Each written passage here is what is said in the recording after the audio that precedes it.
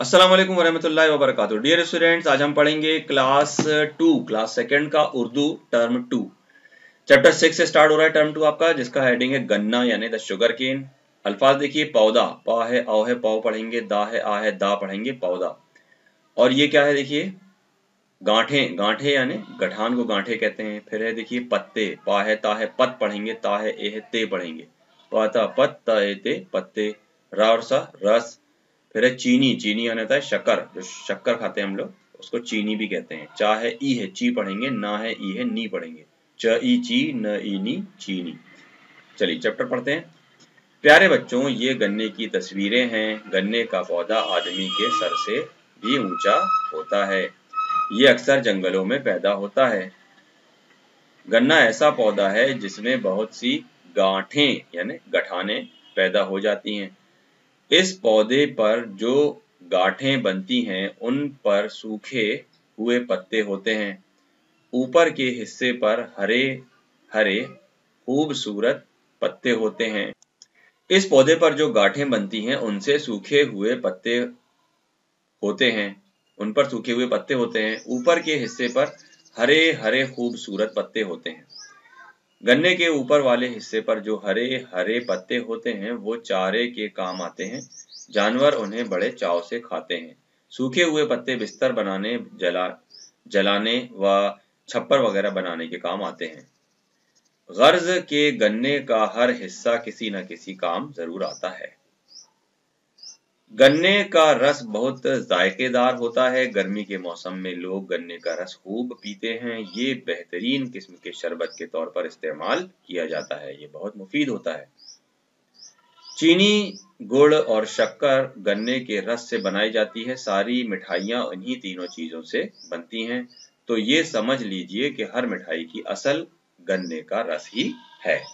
अल्फाज माना देखिए, पौधा यानी प्लांट सैपलिंग, अक्सर यानी ज्यादातर मोस्टली, पत्ते यानी पत्तियां लीव्स, खूबसूरत यानी अच्छे लगने वाले ब्यूटीफुल, चारा यानी घास फूस जानवर का खाजा, फोल्डर या ग्रास कहते हैं इंग्लिश में, फॉडर सॉरी, जानवर यानी मवेशी यानी एनिमल्स, कैटल भी कहते हैं इनको, छप्पर यानी घास फूस से बनी छत, थैच कहते हैं इसको, रस यानी जूस, गर्क अर्क जूस कहते हैं जैसे हम इंग्लिश में, जायकेदार यानी मजेदार डिलीशियस, मिठाई मीठा पकवान स्वीट, शरबत यानी मीठी चाशनी सिरप कहते हैं, मुफीद यानी फायदेमंद यूजफुल, चीनी शुगर, गुड़ को कहते हैं जगरी, असल यानी ओरिजिन बेस।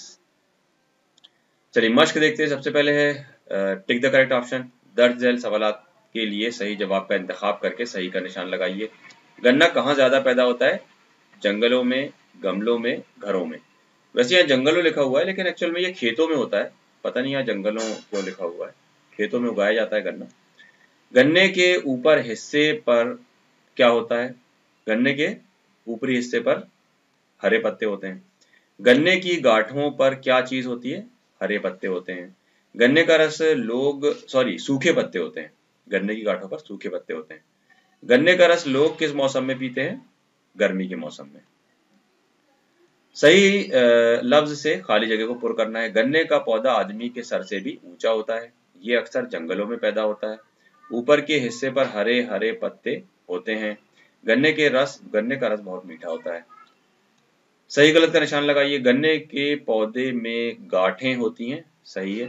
गन्ने का रस कड़वा होता है, गलत है। गन्ने के हरे पत्ते किसी काम नहीं आते, गलत है। सारी मिठाइयाँ गन्ने के रस से ही बनती हैं, सही है। दर्जन सवालात के मुख्तसर जवाब लिखिए। गन्ने का पौधा कितना ऊंचा होता है? गन्ने का पौधा आदमी के सर से भी ऊंचा होता है। गन्ने के सूखे हुए पत्ते किस काम आते हैं? गन्ने के सूखे हुए पत्ते बिस्तर बनाने, जलाने और छप्पर वगैरह बनाने के काम आते हैं। गन्ने के रस का जायका कैसा होता है? गन्ने के रस का जायका मीठा होता है। अब यहाँ देखिए, जोड़कर लिखना है अल्फाज को। जीम अलिफ नून वाव रा क्या हो जाएगा? जानवर। जा है आ है जा पढ़ेंगे, ना मिलाकर जान, वाह है रा है वर पढ़ेंगे जानवर। और ये क्या है देखिए, चीनी बन जाएगा इससे। चा है ई है ची पढ़ेंगे, ना है ई है नी पढ़ेंगे, च ई ची न ई नी चीनी। फिर ये है बिस्तर, बा सा तारा बिस्तर, शा रा बा ता शरबत बन जाएगा। सही जोड़ी मिलाना है, वाहिद का जमा से मिलाना है। पौधा का जमा हो जाएगा पौधे, गन्ना का जमा, गन्ना की जमा गांठें, गांठें लिखा है यहाँ पर, हालांकि गन्ने होना चाहिए यहाँ पर। हिस्सा की जमा हिस्से हो जाएगा और मिठाई की जमा मिठाइयाँ हो जाएगा। यहाँ सीधी लाइन खींच जाएगी। चलिए दर्ज अल्फाज का इमला दुरुस्त करना है। ऊंचा में अलिफ लग जाएगा, पौधा में धा नहीं आता, पौधा होता है। हिंदी में पौधा होता है, वैसे उर्दू में पौधा कहते हैं। अक्सर में सा आता है, जायका में अलिफ नहीं आएगा, ये हे आएगा लटकन वाला, और मौसम में स्वाद की जगह सीन आ जाएगा। नेक्स्ट है फिर आपने तरह तरह की मिठाइयाँ खाई होंगी। ये सारी मिठाइयाँ गन्ने के रस से बनी चाशनी या शक्कर से तैयार होती हैं। आप कोई 5 किस्म की मिठाइयों के नाम लिखिए। कोई भी 5 मिठाइयों के नाम आप यहाँ पर लिख सकते हैं। फिर इंसानी जिंदगी में गन्ने का क्या अहमियत है। गन्ने के पौधे और इसके रस से मुताल्लिक कुछ जुमले लिखिए। तो यहाँ पर आप अपने खुद से आपको ये जुमले लिखना है। चलिए चैप्टर 7 देखते हैं, तितली रानी, द बटरफ्लाई। यहाँ अल्फाज जो है नए अल्फाज हैं। काली, का है आ है का पढ़ेंगे, ला है ई है ली पढ़ेंगे, काली, का आ का ला ई ली काली। चालाक में चा है आ है चा पढ़ेंगे, ला है आ है ला पढ़ेंगे, चा ला और का मिलाकर चालाक। पीछे, पागल, चक्कर। चलिए ये नज़म है। तितली रानी करती फिरती है मनमानी, रंग बिरंगी नीली काली, सीधी सादी भोली भाली। वैसे तो ये छोटी सी है लेकिन ये चालाक बड़ी है, बच्चे भागें इसके पीछे हाथ नहीं आए उनके, चक्कर उनको देती है ये पागल सा कर देती है ये। उड़ उड़ कर ये गाती जाए, बच्चों का दिल खूब लुभाए, राज बहुत से हैं, राज बहुत है ये मस्तानी, कहते इसको तितली रानी। इसके जो शायर हैं उनका नाम है याकूब हुसैन राज। तो ये जो राज आया है ये शायर का नाम होता है। हर नज़म में एक शायर का नाम कहीं ना कहीं बीच में आता है। देखिए राज जो लिखा हुआ है ये एक्चुअल में शायर का नाम है। चलिए अल्फाज माना देखते हैं। रंग बिरंगी यानी तरह तरह की रंगों वाली, मल्टी कलर्ड। मनमानी करना, जो चाहना वो करना, to do one's own accord. चालाक यानी होशियार, क्लेवर, सीधी सादी भोली भाली, इनोसेंट। पागल सा यानी पागल की तरह, लाइक मैड। दिल लुभाना, दिल को अपनी तरफ मुतवज्जा करना या खींचना, टू कैप्टिवेट द हार्ट। चलिए मश्क देखते हैं, एक्सरसाइज। दर्ज झैल मिसरों को सही करके मिलाइए और शेर मुकम्मल कीजिए। रंग बिरंगी नीली काली, सीधी सादी भोली भाली हो जाएगा। इसके बाद ये इससे मिल जाएगा, ये इससे मिल जाएगा। तो ये आप पोयम से देखकर इसको आपको खुद ही मिलाना है।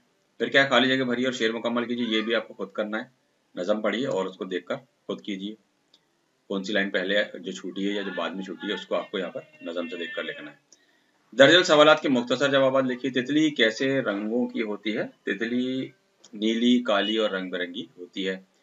क्या तितली बच्चों को के हाथ आ जाती है। नहीं, तितली बच्चों के हाथ नहीं आती है। तितली बच्चों को कैसा कर देती है। तितली बच्चों को पागल सा कर देती है। दर्ज अल्फाज का इमला दुरुस्त कीजिए। चालाक में बड़ा काफ की जगह छोटा काफ आएगा। हाथ में हाथ आ जाएगा, दो चश्मी लग जाएगा। खूब में खा की जगह खा आएगा, खूब हो जाएगा। और पागल जो लिखा है ये हो जाएगा पागल, गैन की जगह गाफ आ जाएगा। आपने तितली देखी होगी, वो कई रंगों की होती है। तितलियों पर 4 जुमले लिखिए। तो कोई भी 4 जुमले आप तितली के बारे में आपको खुद लिखना है। चालाक कौवा देखिए, चैप्टर नंबर 8 है ये, दर्स नंबर 8, द क्लेवर क्रो। इसमें जो अल्फाज हैं वो है प्यास, पानी, चोंच, जंगल, आसमान। एक कौवा प्यास से बहुत परेशान था। वो पानी की तलाश में इधर उधर भटक रहा था। बहुत दिनों से बारिश ना हुई थी। नदियां, नहरें और तालाब सूख गए थे और कौवा अपनी प्यास बुझाने के लिए एक गांव की तरफ निकल पड़ा। गांव में पहुंचा तो कौवे को एक जगह घड़ा रखा हुआ दिखाई दिया। घड़े को देखकर कौवा ठहरा। उसने घड़े में झांक कर देखा तो पानी भी नजर आया, मगर पानी थोड़ा सा था और सिर्फ तली में था। कौवे ने चोंच डालकर पानी पीना चाहा, मगर चोंच पानी तक ना पहुंच सकी। अब कौवा सोच में पड़ गया। वो पानी पीने की तदबीर सोचने लगा। एक तरकीब अचानक उसके दिमाग में आई। वो उड़ा और कहीं से पत्थर की कुछ कंकरियां चोंच में दबा कर लाया। उसने वो कंकरियां पानी के घड़े में डाल दी। अब पानी कुछ ऊपर आ गया। उसने फिर कुछ और कंकरियां पानी में डाल दी। अब पानी काफी ऊपर आ गया। कौवे ने जी भरकर पानी पिया और जंगल की तरफ उड़ गया। बच्चों ध्यान रखो, अकल से काम करने पर मुश्किल से मुश्किल काम भी आसान हो जाता है। अल्फाज माना देखिए, इधर उधर भटक रहा था यानी इधर उधर फिर रहा था, यानी पानी की तलाश में घूम रहा था। Wandering here and there. बारिश यानी बरसात, रेन तालाब, टैंक पूल। गांव बस्ती विलेज, घड़ा पिचर। तली यानी पेंदी बॉटम। चोंच परिंदे का नोकदार मुंह, बीक जिसे कहते हैं। तदबीर यानी तरकीब, रास्ता, ट्रिक या वे कहते हैं। दिमाग यानी जहन, मग्ज या ब्रेन कहते हैं इसको। कंकरियां यानी ठीकरियां, पेबल्स कहते हैं। पानी वाटर, मुश्किल कठिन डिफिकल्ट हार्ड। मश्क में देखिए, दर्जन जुमलों को सही मुतबादिल से मुकम्मल कीजिए, सही का निशान लगाइए। एक कौवा प्यास से बहुत परेशान था। बहुत दिनों से बारिश नहीं हुई थी। कौवे ने चोंच डालकर पानी पीना चाहा। अब पानी कुछ ऊपर आ गया। चलिए, सही गलत का निशान लगाना है। कौवा प्यासा नहीं था, गलत है। बहुत दिनों से बारिश न हुई थी, सही है। कौवे ने घड़े में पैसे डाल दिए, गलत है। घड़े का पानी ऊपर आ गया था, सही है। कौवे ने जी भरकर पानी पिया और उड़ गया, बिल्कुल सही है। सवालात के जवाब देखिए, कौवा किस बात से परेशान था? कौवा प्यास से परेशान था। कौवे को अचानक क्या चीज दिखाई दी? कौवे को अचानक एक घड़ा दिखाई दिया। कौवे ने घड़े में क्या डाला? कौवे ने घड़े में कंकरियां डाली। अकल से काम लेने पर क्या फायदा होता है? अकल से काम लेने में मुश्किल से मुश्किल काम भी आसान हो जाता है। यहाँ देखिए, वाहिद जमा को मैच करना है। वाहिद यानी एक, जमा यानी एक से ज्यादा। कौवा का हो जाएगा कौवे, घड़ा घड़े, जगह जगहें, तदबीर तदबीरें, और कंकर का हो जाएगा कंकरियां। दर्जन अल्फाज पर एराब लगाना है। ए जबर जेर पेश, तो जबर जेर पेश हमको बिल्कुल नहीं लगाना है। उर्दू में जबर जेर पेश नहीं होते हैं, इसलिए हम जबर जेर पेश पैटर्न से बिल्कुल नहीं पढ़ते हैं। आपको अंदाजे से ही उर्दू पढ़ना है। ये क्या हो जाएगा? देखिए, चा है ओ है चो पढ़ेंगे, ना है चा है चोंच, बा है आ है बा पढ़ेंगे, रा है शाह है रिश पढ़ेंगे, बा आ बा रा शा रिश बारिश। तलाश में ता है ला है आ है तला पढ़ेंगे, शाह मिलाकर तलाश। घड़ा कैसे पढ़ेंगे? घ है रा है आ है घड़ा पढ़ेंगे। तरकीब को कैसे पढ़ेंगे? ता है रा है तर पढ़ेंगे, का है ई है की पढ़ेंगे, तारा तर का ई की तरकी, और बा मिलाकर तरकीब। इस अंदाज में हमें उर्दू को पढ़ना है, जबरदस्त पेज बिल्कुल नहीं लगाना है। इसम की तारीफ मिसाल तहरीर कीजिए। इसम वो कलिमा है जो किसी शख्स, जगह या चीज का नाम हो, जैसे इंग्लिश में नाउन कहते हैं, हिंदी में संज्ञा कहते हैं। जैसे अली, सियूनी, और किसी चीज का नाम भी लिख सकते हैं यहाँ पर। वाहिद और जमा का फर्क, मिसाल देखिए। वाहिद का मतलब एक और जमा का मतलब एक से ज्यादा होता है। 2, 10, 100 या 1000 जो भी हो। जैसे किताब किताबें, तारा तारे, कौवा कौवे वगैरह। ऊपर भी हम देख चुके हैं। कौवा पालतू परिंदा है या सैलानी? लिखिए, कौवा चालाक होता है या बेवकूफ? नीचे कुछ जुमलों में तहरीर कीजिए। तो ये खुद आपको करना है क्वेश्चन, अपने बड़ों से पूछकर या पता करके, स्टडी करके। चलिए, चैप्टर 9 देखते हैं, खुदा का शुक्र। Be thankful to Allah. इसमें अल्फाज है नए जूते, भिकारी, पांव, किस्मत और गरीब। चलिए, कहानी पढ़ते हैं। किसी गांव में एक बहुत गरीब आदमी रहता था। उसका एक बेटा था। बेटे का नाम सलीम था। वो गरीब आदमी रोजाना सख्त मेहनत मजदूरी करता और अपने बीवी बच्चों का पेट पालता था। बेटा सलीम दूसरे दर्जे में पढ़ता था। उसके पास अच्छे जूते न थे। वो पुराने जूते पहनकर ही स्कूल जाता था। वो एक जोड़ी नए जूते खरीदना चाहता था, मगर उसके वालिद के पास इतने पैसे न थे कि वो इससे नए और बहुत कीमती जूते खरीद देते। वो एक स्कूल में जब वो पुराने जूते पहनकर जाता तो उसकी जमात के दूसरे लड़के अच्छे और नए जूते पहने हुए होते थे। उन्हें देखकर सलीम अपनी किस्मत को खूब कोसता था। वो सोचता था कि खुदा ने मुझे कितने गरीब घराने में पैदा कर दिया कि एक जोड़ी अच्छे जूते तक नसीब नहीं। एक दिन सलीम स्कूल से घर जा रहा था। सड़क के किनारे उसकी नजर एक भिखारी पर पड़ी। उसने देखा कि भिखारी के पांव भी नहीं। वो भिखारी बैसाखी के सहारे चल रहा था। भिखारी को देखकर सलीम को बड़ा दुख हुआ, आंखों में आंसू भर आए। सलीम ने उस वक्त अपने दिल में सोचा कि मेरी हालत तो इस आदमी से बहुत बेहतर है। सलीम ने खुदा का शुक्र अदा किया और नए जूते खरीदने का ख्याल भी अपने दिल से निकाल दिया। बच्चों, हमें हर हाल में खुदाए ताला का शुक्र अदा करना चाहिए। बहुत अच्छी कहानी है, आप लोगों के लिए बहुत अच्छी सीख है इसमें।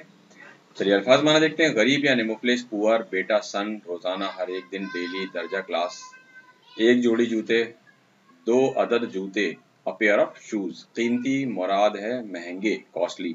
जमात, दर्जा, क्लास, किस्मत, नसीब, लक, फेट। भारी, भिकारी, मांगने वाला, फकीर, बैगर।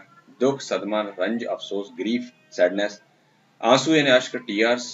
पेट पालना, गुजर बसर करना यानी to pass the life anyhow, जैसे तैसे जिंदगी गुजारना। टेक द करेक्ट ऑप्शन देखिए। गांव में कैसा आदमी रहता था? गांव में गरीब आदमी रहता था। गरीब आदमी का बेटे का क्या नाम था? सलीम नाम था। सलीम की नजर अचानक एक दिन किस पर पड़ी? भिखारी पर पड़ी। भिखारी किस चीज के सहारा से चल रहा था? बैसाखी के सहारे से चल रहा था। खाली जगह पूरी कीजिए। बेटा सलीम दूसरे दर्जे में पढ़ता था, उसके पास अच्छे जूते न थे, वो पुराने जूते पहनकर स्कूल जाता था। ये नोटबुक से आपको देखकर खुद करना है।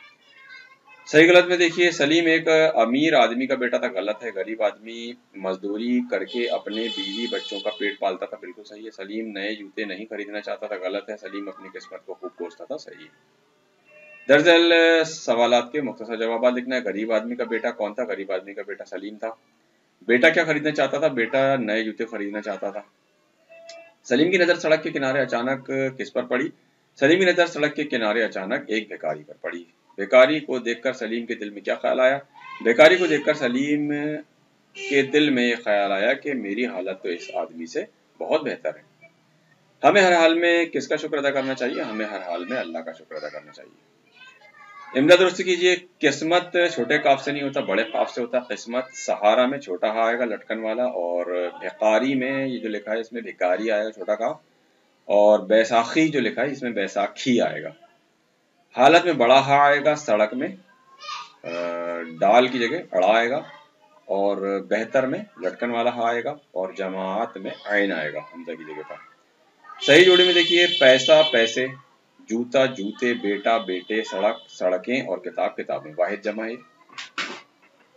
इसमें की तारीफ देखिए, ग्रामर है। इसमें की तारीफ पिछले सफ़ों में आप पढ़ चुके हैं। इसमें की 2 किस्में जिन्स के लिहाज से दर्ज झैल हैं। पहला है मुज़क्कर, जिसे मैस्कुलाइन जेंडर कहते हैं, जिससे इसम में लानी लफ्ज से कोई किसी शख्स का चीज का नर होना मालूम हो, उसे मुज़क्कर कहते हैं, जैसे लड़का, बेटा, जूता, बस्ता वगैरह। और मुअन्नस यानी फेमिनाइन जेंडर इंग्लिश में कहते हैं, हिंदी में स्त्रीलिंग कहते हैं, और ये मैस्कुलाइन जेंडर को हिंदी में पुल्लिंग कहते हैं। जिस लफ्ज से किसी इसम यानी शख्स या चीज का मादा होना मालूम हो उसे मुअन्नस कहा जाता है, जैसे लड़की, बेटी, जूती, बैसाखी, किताब वगैरह। सबक को एक बार फिर गौर से पढ़िए और बताइए कि जब सलीम ने भिखारी को देखा तो उसकी हालत देखकर सलीम पर क्या असर हुआ। ये आपको खुद स्टोरी से ढूंढकर लिखना है। दर्जल अल्फाज को खुश खत लिखिए। खुश खती से लिखना है, जैसा ये लिखा हुआ है बिल्कुल सेम टू सेम आपको यहाँ पर वैसा ही लिखना है। आंसू, आदमी, भिखारी, स्कूल, बिल्कुल सेम टू सेम ऐसा ही आना चाहिए खूबसूरत राइटिंग में। चैप्टर नंबर 10 देखिए, फूल और तितली। नए अल्फाज में है रंग, हाथ, बाहों, पीले और लाल। ये भी नज़म में देखिए। तितली आई, ऊपर भी तितली के बारे में नज़म थी, ये भी तितली के बारे में ही।